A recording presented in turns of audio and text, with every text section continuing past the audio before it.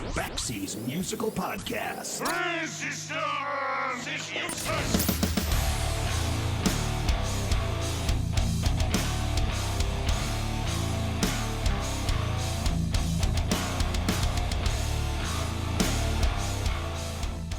In the late 1970s, amidst all the many things that were going on in rock music at the time, punk, new wave, arena rock, you name it, there was a sudden movement that craved rock and roll in its purest and most original form. It was music that would take you back more than 20 years before the Ramones or the Sex Pistols. Early American rock and roll from the 1950s was the stuff that inspired bands like the Beatles and the Rolling Stones. This was music that would change the world. And in 1979, there were many who were thirsty to go back to it, when it seemed like rock and roll was perhaps losing its way. Whether it was the resurgence of rhythm and blues, country, American roots music, or rockabilly, there were a handful of bands that decided to reach back and reconnect with what rock and roll was really all about and where it came from.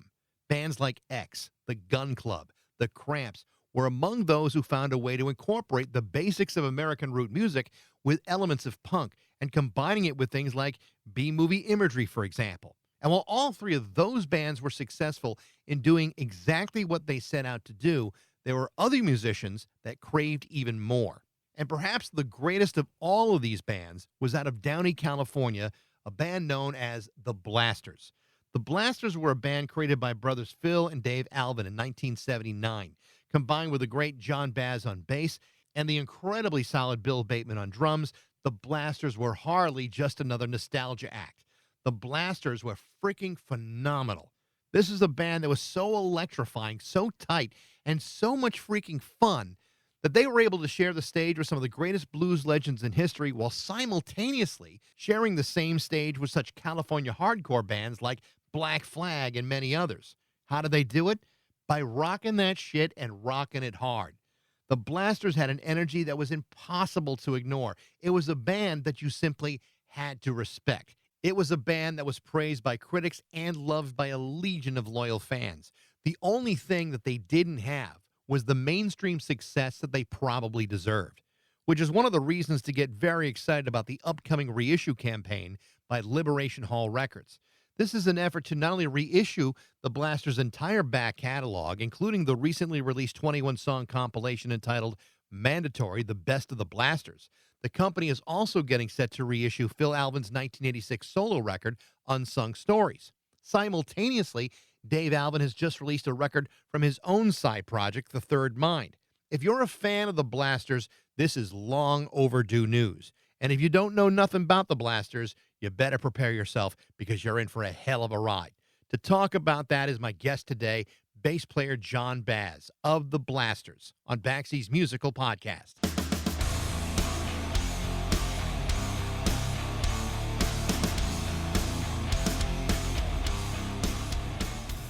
I got to start off first right off the bat.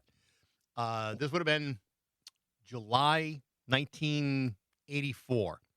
The Blasters were opening up for Eric Clapton at Summerfest in Milwaukee. Oh, yeah. And I didn't have seats, but I because I couldn't get seats, but I stood close enough to the stage to hear you guys play. And I remember thinking to myself, how's Eric Clapton going to follow something like this? And who the hell does he think he is? I was just floored by how what a tight outfit you guys were, and how the crowd was just soaking this up, and to the point where I almost said, I want to hear Marie again, much more than I want to hear Lay Down Sally one more time. Those were good times. When I think back to the kind of music that was being played 1984 and earlier, there are other pockets of the country where that kind of music just wasn't really being played very often, other than a few scenes around the country. But when I heard it, I was like, this reminds me not only just nostalgically of the music that I used to listen to with my parents when I was a kid, but it was just so well done and so energetic. I mean, that's to me, that's the stamp of the Blasters all the way from the beginning. Well, like you, we loved that kind of music too, and that's really why we started playing it. And in that era, late 70s, early 80s, there was everyone played with a lot of bravado, a lot of energy. So that was That's how we fit in. I'd say like a couple decades later, I found this in a record store. This is this complete Slash recordings testament, and this is like one of those records where I cannot have a bad time while I'm listening to this. So it's been played quite a lot. You can see it's not in the best of shape. I've kind of beat the living crap out of it, but I think when audiences got a chance to see what the Blasters were all about, it's almost undeniable. You had to really respect what you were doing and enjoy what you were doing. I mean, did you get that sense that that's how the audiences were reacting to the Blasters? I think so. It was definitely a celebration when we played, and it was contagious. So yeah, it would every night was good. What was it about that particular genre of music? I mean, the band kind of gets together, in 1979. You guys all kind of grew up as next door neighbors, you and the Alvin brothers. But what was it about that kind of music that really spoke to you guys in the band? Well, it was music that we, like I said, we liked, we enjoyed, and we the highest form of praise from us was to emulate it. We loved the bands that we loved. It was, I think, not our responsibility, but it was we enjoyed the music even more if we could perform it. So Yeah. we studied what it was that we were playing.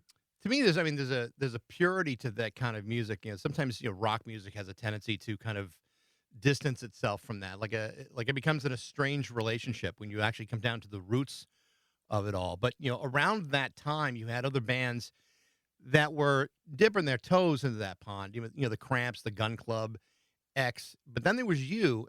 But there was something different about the Blasters, and I'm not. I have my thoughts about it, but I would love to hear what you thought were the difference between the Blasters and those bands too.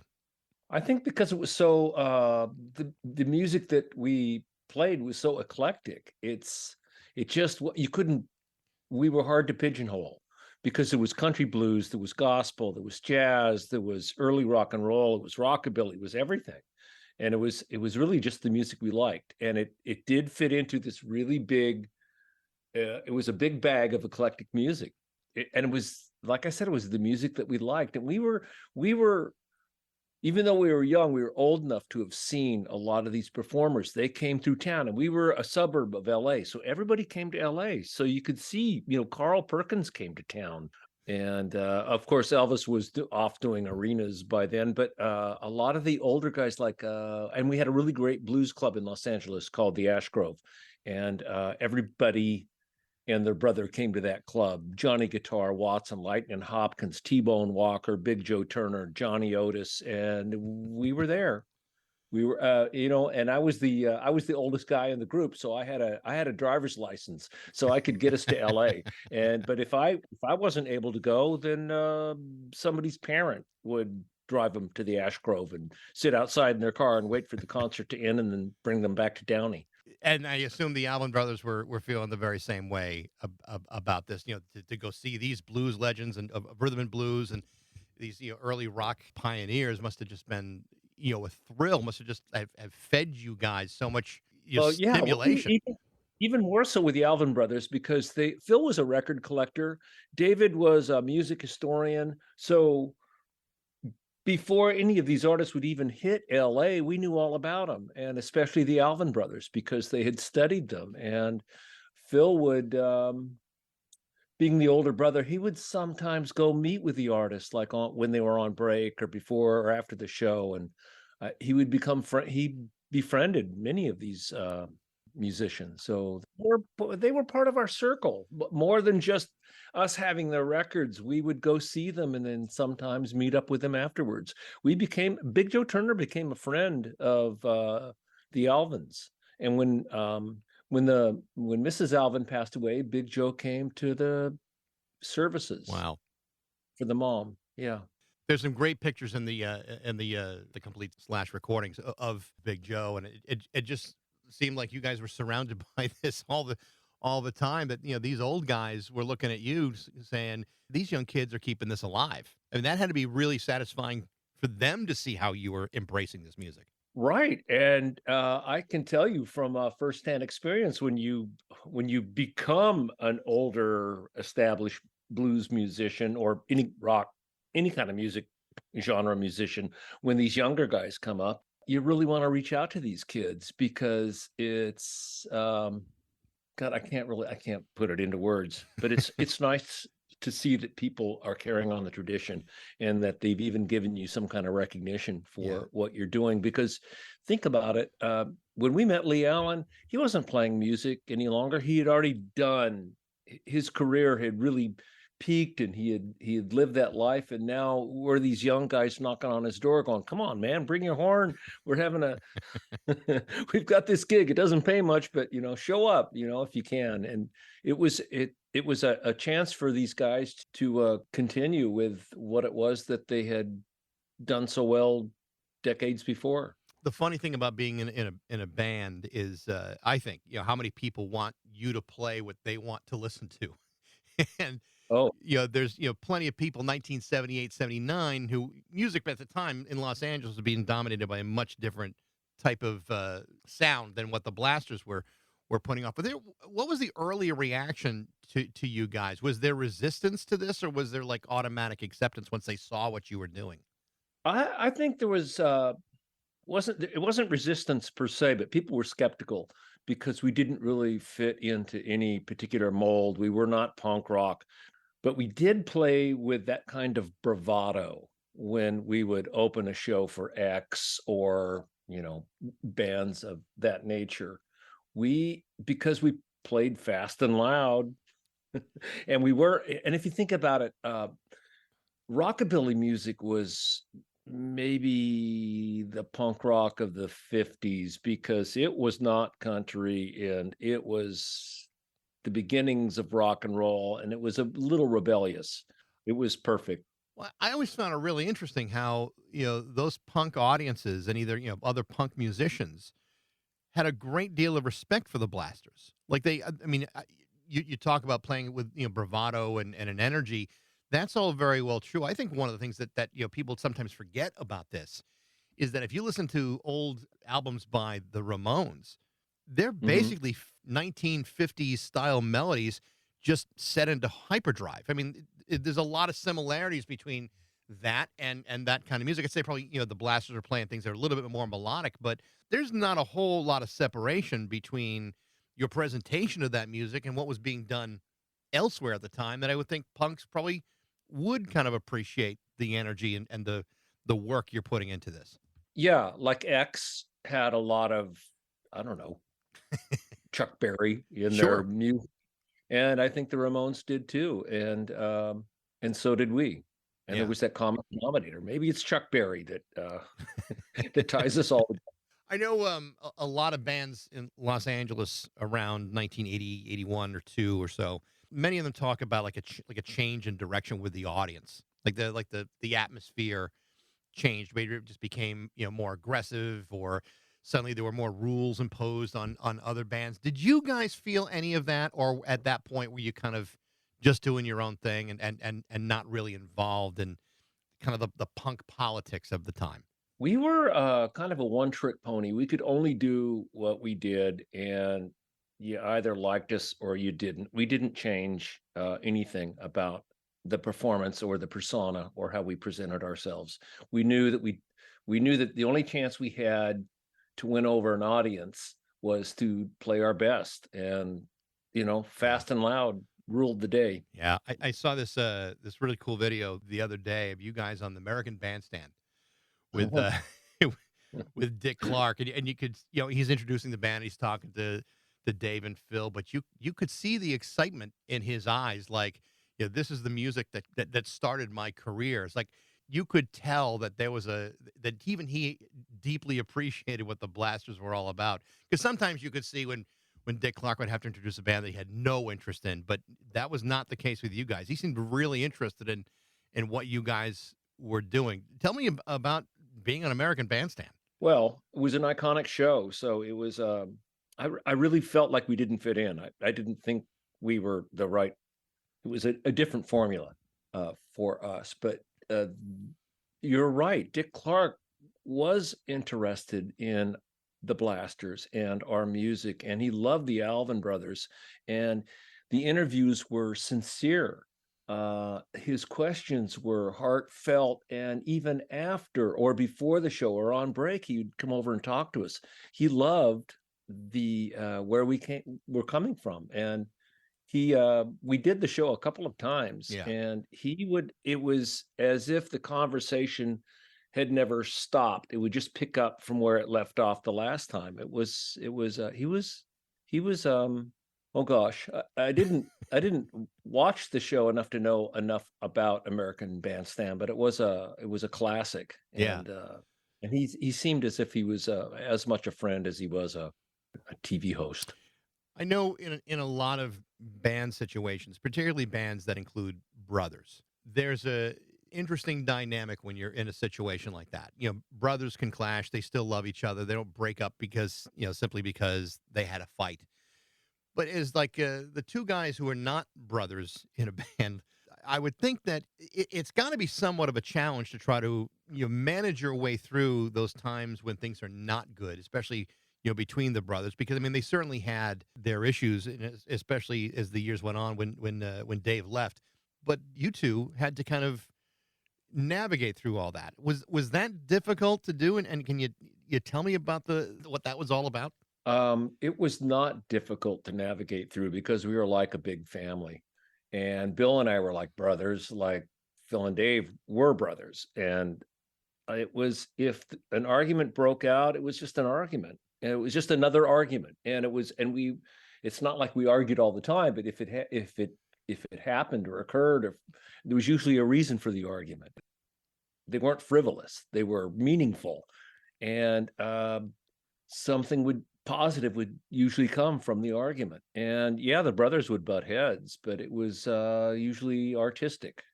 It would only help in the long run, and no one got hurt. Well, that's that's good. As the bass player in this band, musically speaking, you're tied very much to the drummer in the rhythm section. And I think one of the things that people may not fully appreciate is what a fantastic drummer Bill Bateman was. I mean, the guy was completely solid, and if you know anything about drumming, and you listen to these records, you can hear what he's doing. And when you see video of him playing, you say, that's what's going on. Tell me about playing with him and your relationship with Bill over the years. I was a drummer before I was a bass player, so Oh, I were you? appreciate. Oh yeah, I appreciated Bill even more than you can imagine. And then I just played with him last month at a little blues gig here in Long Beach.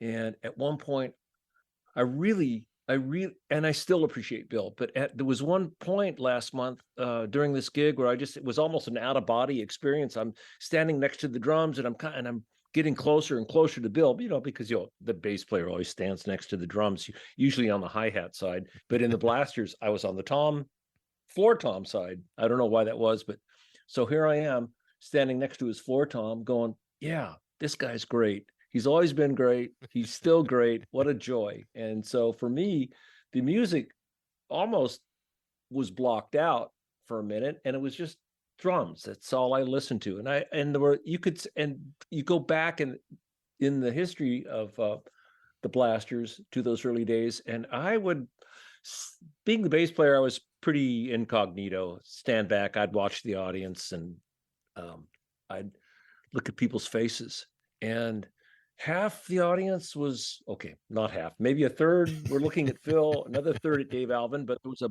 big group of people that just loved watching the drummer drum. Yeah. Because you thought maybe he was going to fall off the stool or break a cymbal or something, because it was so frantic and yet perfect for the music. It was not overwhelming, but everything was on. Everybody played on 11 during a live show. When Dave left in 85, went to go focus on his own music, it took you guys a good long time, almost 20 years before you would go back into the studio, because I assume partially because he was the primary songwriter in the band. Was that the reason why there was no recording until what would have been like since the 4/11/44, or was there some other reason? I think there were two things primarily. One of which, we had such a great catalog built up over the time. when David was in the band, there was such a pool of material to draw from. We didn't really need to do anything new. We could just continue to play what we had already recorded. And then the other reason was, and I remember Phil saying, I'm not going to write a song because they're just going to compare me to my brother and I'm not going to win that battle. So he resisted writing any kind of music because he knew the critics would be they were waiting for it and they just would give him hell. Yeah. In the comparison, he wouldn't win. I was reading some interviews, about the Blasters, and it's interesting to me because, there was so much that you guys had going for you. I mean, the live performances were energetic, the songs were great. Your performances musically were outstanding, but you had some resistance from the record companies to say, yeah, they're great, but can this kind of music actually sell records? And I find it really interesting because, I'm at the age I graduated high school in 1984, so I'm at the age where 81, 82, all of a sudden the Stray Cats are coming up, and this is a band out of New York. They went to London, stayed there for a while, and all of a sudden their music, not so unlike the Blasters, is not only being sold, is being played on radio stations around the country. And it just seems that there was for whatever reason, all of a sudden minds were changed with the Stray Cats that weren't necessarily changed with the Blasters. What is your thought about that? Was there any kind of, like, I don't want to say resentment or jealousy about that, but were you at least perplexed about, why them and not so much the Blasters? Not perplexed as much as or resentment. There was a rivalry between the two bands, maybe unspoken, but we knew at the very beginning that it was an uphill struggle to get our music out to the masses because we weren't a pop band. We weren't popular. We were popular within the genre that we addressed, but it was not mainstream music.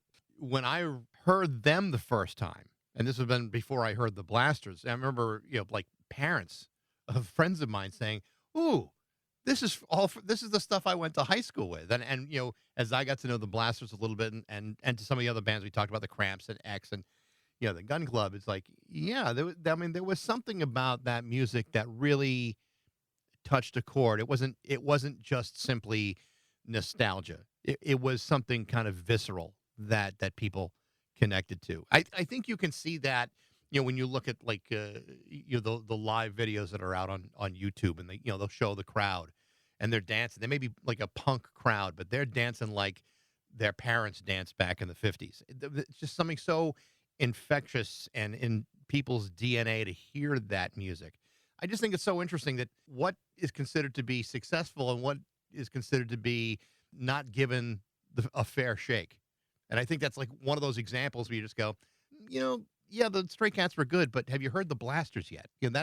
That's the way I kind of look at that. Yeah, true. But again, it was we weren't a pop band and we didn't reach the masses. I can't tell you why, because I don't think we were that much different than, oh gosh, I would sometimes describing the band, I would say we were a mix between the Clash and Chuck Berry, or Creedence Clearwater and Chuck Berry, or Creedence Clearwater and something else. And so, very popular band. And what was the difference? I don't know. Maybe just the timing. Yeah. Maybe the presentation, where we came from, how, I don't know what it is. I know there's been this really, and I'm really excited about this because I think this is like one of those catalogs that definitely needs a second look and more attention. But there's now this big effort to reissue the Blasters music. The latest compilation, Mandatory, the Best of the Blasters, it's 21 songs. A lot of classics out there. There's some other stuff on the record too. Tell me what else is included. There it is. Now you're holding on to it. What? Tell me what else is included in that. In this release, yeah, or what's coming up? Well, in that release first, and we'll get to some of the others in a second. This is basically everything we did in the Dave Alvin era, starting with Rolling Rock Records and then with Slash and Warner Brothers. And so there are samples from songs from all of the releases. from that era. And we will eventually be putting out more songs, album reissues over the next couple of years that include everything that we've ever done in that era. And that includes American music all the way through Hardline and even the later records too. Well, anything that was on Warner Brothers Okay. / Warner, Rolling Rock was our first release back in 1980. So anything in that era. Liberation Hall is the record company that's been working on these reissues. They've been doing some really interesting stuff lately.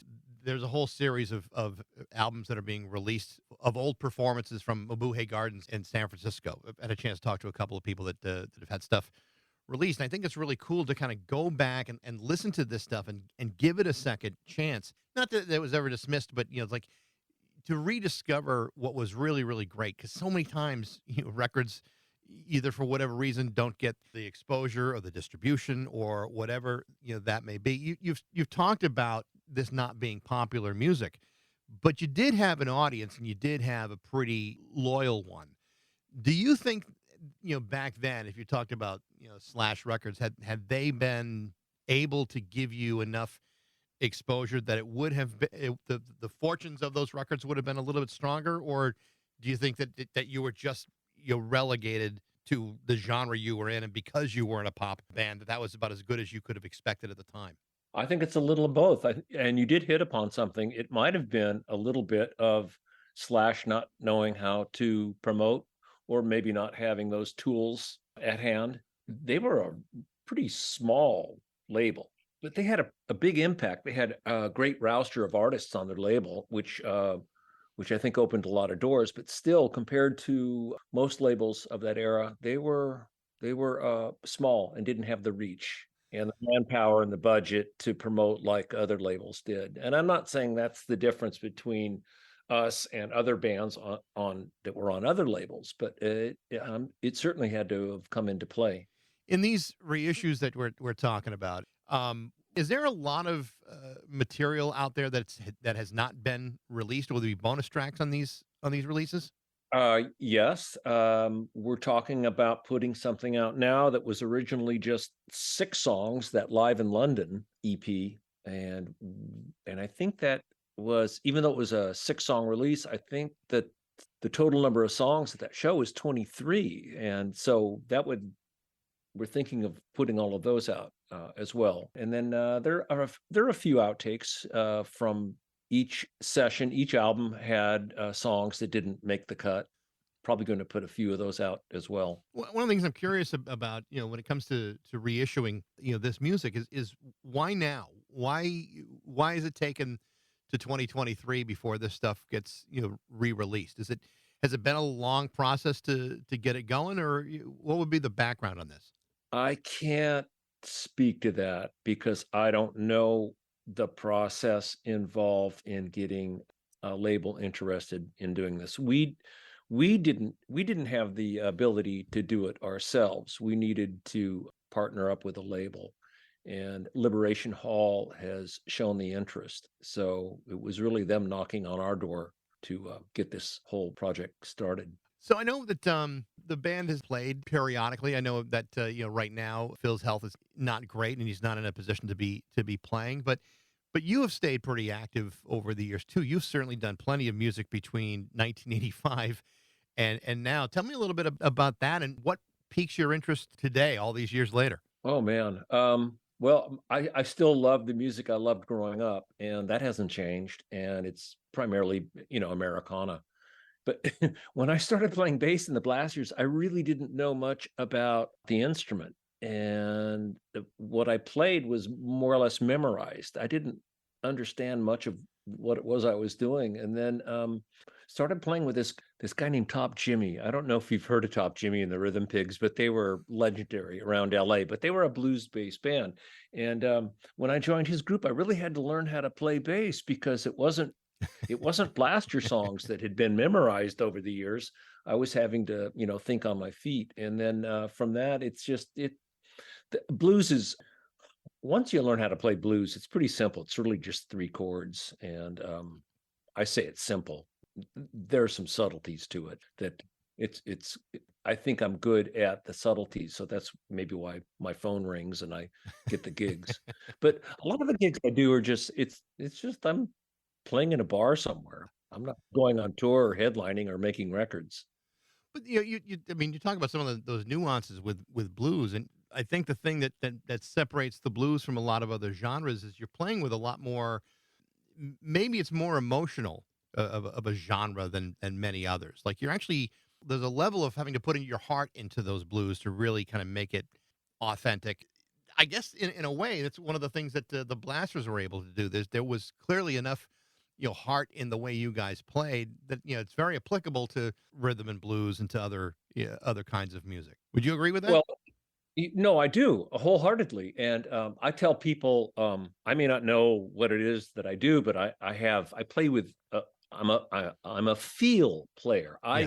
feel whatever it is you're playing. I will play what's appropriate. I may not be able to tell you the theory behind what it is I'm doing, but but what I do will be appropriate for the genre of the music, and that was the Blasters in a nutshell. We would pick up on. I haven't really thought about this, so it's hard to put into words. But we would. There's a difference between country blues and pre-war and post-war blues, and it's all blues, it's all rock and roll, it's all music, but there are pockets of this music that are different than other. You can go from the West Coast to the East Coast, and it changes. You may not hear it at first, but there's a difference, and you can just span a couple of years in someone's career, and you can see how they evolve and how where you start is not where you end all the time with a style that you play.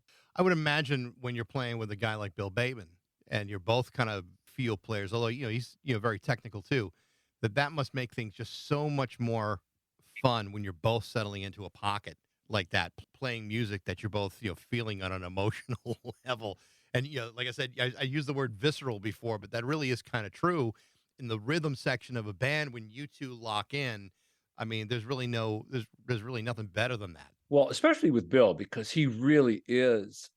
He's more of a pre-war blues aficionado, and we have a little group right now called the Blue Shadows, a fun band, good players. It's Bill's band. He's the leader, and the style of music that we play is I don't want to say old-fashioned, but it's not the modern post-war Chicago blues. Yeah. It's pre-war, so it's a lot more crude, and the drums really reflect that. And he drives the band. How often do you get a chance to talk to the Alvin brothers? Well, we don't talk that much, but we do text. Um, I went and visited Phil last month and had a good chat with him. David and I have been going back and forth texting this morning, in fact. Bill Bateman, I'll probably call later this afternoon and see what's up. When it comes to these reissues, do you get the sense that the other guys are feeling the same way you are, but grateful that it's coming out, grateful that it's going to be distributed, and that this music does get us a second set of ears?